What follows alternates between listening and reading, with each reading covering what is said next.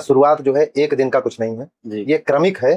क्रमिक जो है मेरे साथ मैंने बहुत सारी दिक्कत परेशानियां पुलिस विभाग में देखी जी। और उसको मैंने स्वयं भी महसूस किया और लोगों के ऊपर पड़ी, उनको भी देखा और देखते देखते बहुत सारी घटनाएं अम्बेडकर नगर में मेरे साथ घटित हुई, औरों के साथ मैंने देखा।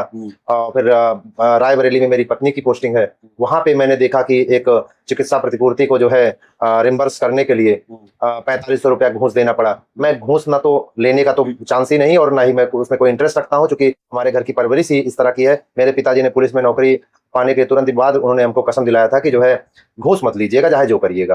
तो उस तरह की हमारी परवरिश है, हमारे पूरे परिवार की उसी तरह से परवरिश है। तो घूस लेने का सवाल ही नहीं, लेकिन देना भी मुझे कतई पसंद नहीं था, लेकिन मजबूरी बस देना पड़ता था। अगर नहीं देते तो मेरी चीज अंदर टीस रहती थी, परेशानी महसूस होती थी।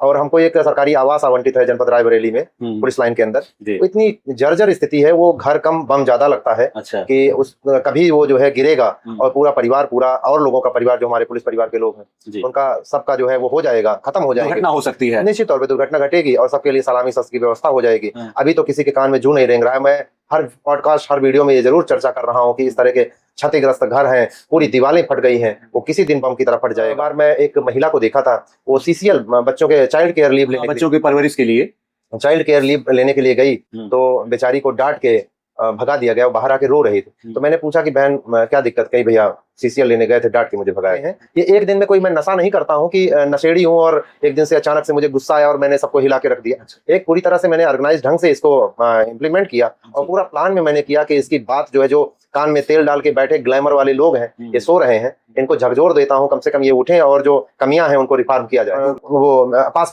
पासपोर्ट बनवाने की रिपोर्ट लगती है, उसमें रिपोर्ट लगती है। मैं कहता हूँ उसको बुलाने की जरूरत क्या है? जो कुछ भी है, सारे आपके उसके क्राइम हिस्ट्री जो कुछ भी है सब उसके पास है, तो उसको बुलाने की जरूरत क्या है? बुलाना है तो आप प्रधान जी से और किसी माध्यम से उसको पहचानवा लीजिए, बिल्कुल। लेकिन उसको बुला के आए दिन ये बात उठती है 1000 रुपए 1500 चल रहा है ये प्रचलन। कभी वो लोग आरोप लगाते हैं कि मैं ही नहीं लेता हूँ, ये कप्तान साहब तक पैसा। बिल्कुल बिल्कुल ऐसे ही कहते हैं, ऐसे ही सब जनता के सामने कहते हैं। अगर आप कोई वीडियो बनाइए तो बन भी जाएगा, नहीं कहते हैं लोग, और ये सच्चाई है क्या? इसमें कोई सच्चाई है?